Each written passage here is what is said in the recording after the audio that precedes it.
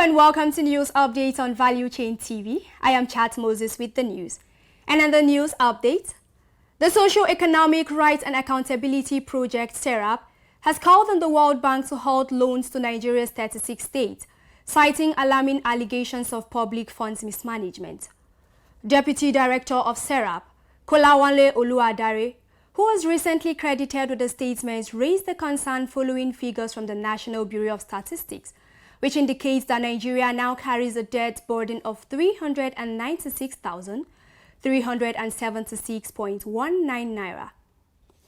The nation's total public debt has witnessed a 75.27% surge, reaching 87.38 trillion naira in the second quarter of 2023. SERAP called on the World Bank's chief to seek a clear commitment from Nigeria's 36 governors to address credible allegations of mismanagement or diversion of public funds within their respective states.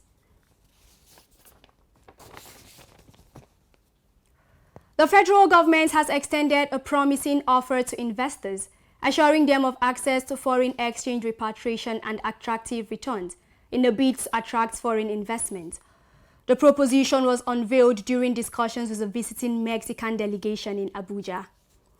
Executive Director of Business Development at the Nigerian Export-Import Bank, Stella Okotete, emphasized government's dedication to streamlining the repatriation process of foreign earnings.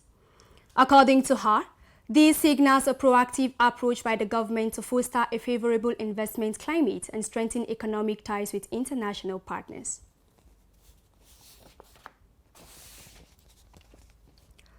The International Federation of Women Lawyers, FIDA, has advocated for the castration of rapists apprehended across the country.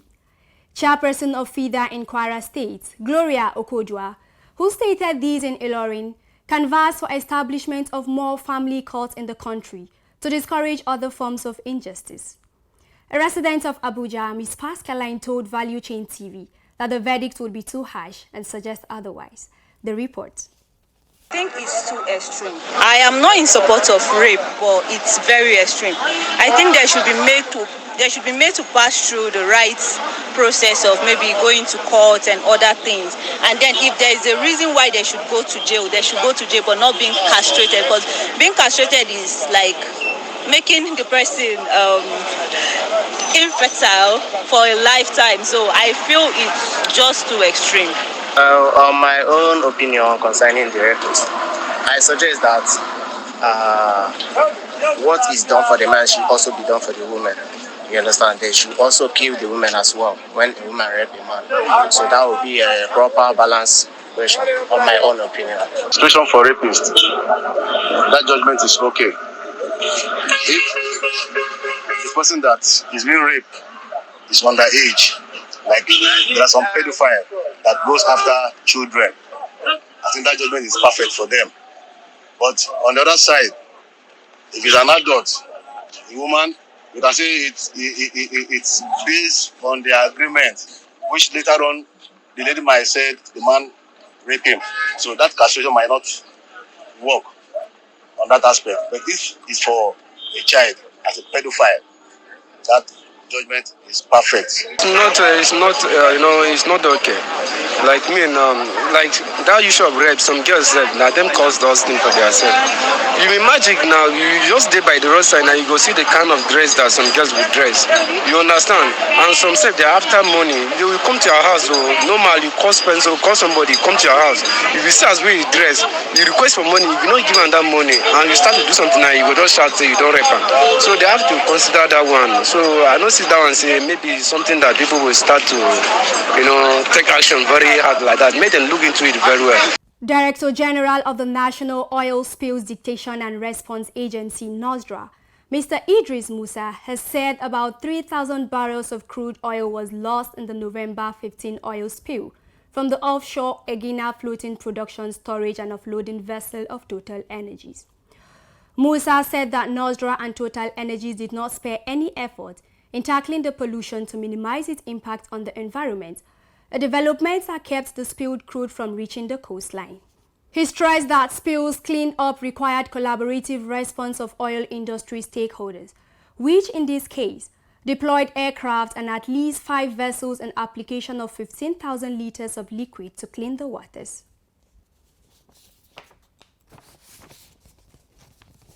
Following the recent hike in the prices of cooking gas, the federal government has established a committee to deliver recommendations within 1 week on how to enhance supply and reduce LPG prices.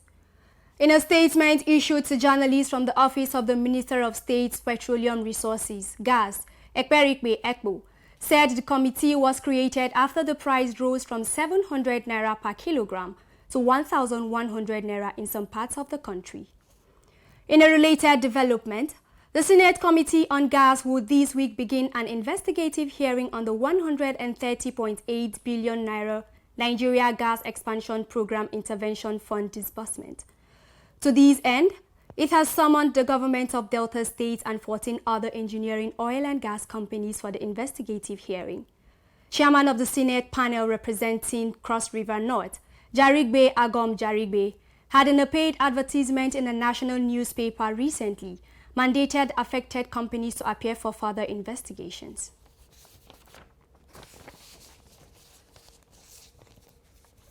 High exchange rates in Nigeria has caused a significant hike in pharmaceutical prices, placing a heavy burden on the health and financial well-being of citizens.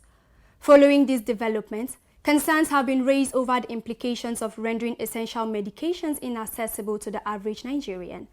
Eshe Ufoma has the report.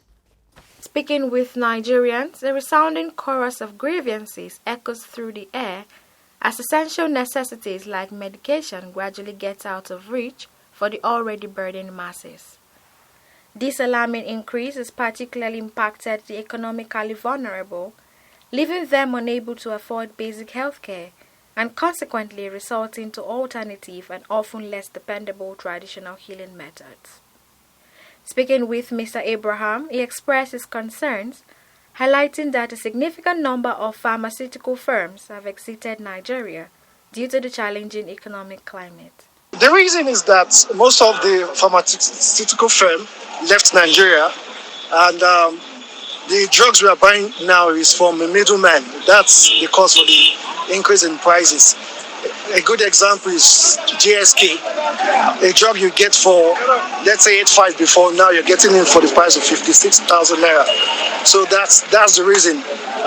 Nigeria, the market is not conducive enough for businesses to strive, and that's why you're seeing this thing that is happening presently, the rise of prices. The government should please help us and do something about it. Like the poor, we are suffering and dying. The price of drugs are going higher, and the poor people the poor people cannot be able to afford it. The government should please try and do something about it.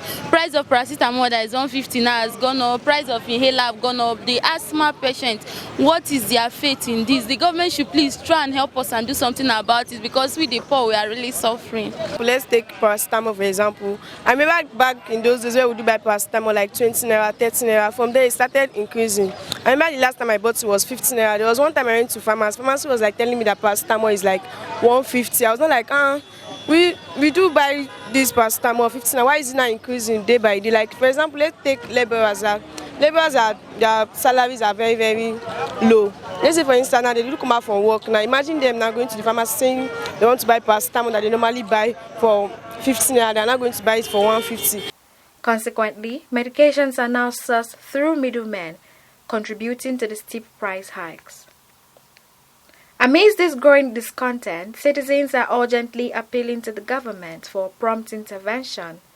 The collective plea emphasizes the need for swift measures to alleviate the burdens of rising healthcare costs. As the clamor for relief intensifies, the spotlight turns towards the government, urging the implementation of measures that not only addresses the increase in drug prices, but also safeguard the fundamental rights of all Nigerians to access essential health care. For Value Chain TV, Eshe Ufoma reporting. Recent reports have indicated that universities in Nigeria are facing a severe shortage of staff, as thousands of lecturers leave the tertiary institutions to seek greener pastures in foreign lands, in addition to the high number of retirement. The Academic Staff Union of Universities branches, in separate interviews with journalists over the weekend, confirmed that the shortage has resulted from the exit of the lecturers out of Nigeria and the concerns around the integrated personnel and payroll information system. Value Chain TV asked some Nigerians their take on the issue. It's an unfortunate and a sad situation. As recently, I think ASU and the federal government have been having a loggerhead on some certain issues, especially pertaining to their welfare. And I think the government have to have a review on the education system if they really want to make the welfare of the lecturer their priority. The lecturers are leaving because of they are not well taken care of, they are not well paid, and they have better jobs outside the country. It's the duty of the federal government to make sure they take good care of the lecturers, because they are the people that train the future leaders of the country. We have to be well taken care of. Besides, they've paid their dues by going to school to study and help the nation to grow. So they should not be sidetracked. They should be carried along by federal government. To me, I suggest that federal government should introduce probably educational levy, if it's 1% of whatever you do, to take care of the lecturers and the educational system. In my own opinion, I think the problem is based on the remuneration they are paying to the lecturer and the office environment, the enabling environment for them to triumph. There is no anywhere. In economics, they said every consumer prefer more than less. And in a situation where you are seeing less and you see your fellow lecturer going abroad, within few days or months of them traveling out, they came back and be giving you success story. So in that case, you as a human being, you want to look for where you can get more. So maybe my appeal to the government is to make the enabling environment conducive for lecturers and their remuneration should be better so that they will give the best out of their work. And that's it on the news update. I am Chat Moses. Thanks for staying with us.